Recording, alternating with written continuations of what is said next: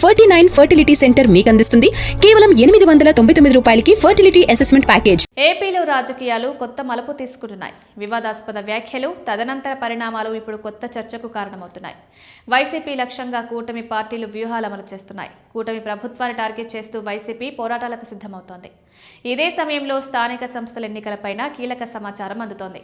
రాష్ట్రంలో స్థానిక ఎన్నికలపైన రాష్ట్ర ఎన్నికల సంఘం కసరత్తు మొదలుపెట్టింది. దీంతో ఎన్నికలపైన దాదాపు ఒక స్పష్టత వచ్చింది.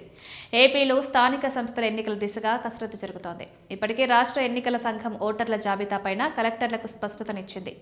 తాజాగా జరిగిన పార్టీ సమావేశంలో ముఖ్యమంత్రి చంద్రబాబు సైతం స్థానిక సంస్థల ఎన్నికలకు సిద్ధంగా ఉండాలని క్యాడర్కు సూచన చేశారు. కాగా కూటమి పార్టీలోని 3 పార్టీల నేతలు స్థానికంగా ఎన్నికలకు సమాయత్తమవుతున్నారు. స్థానిక సంస్థల్లో పోటీ చేసేందుకు 3 పార్టీల అభ్యర్థుల నుంచి పోటీ ఎక్కువగా ఉంది. టీడీపీతో పాటు బీజేపీ, జనసేన సైతం స్థానికంగా తమ బలం పెంచుకోవాలని భావిస్తోంది.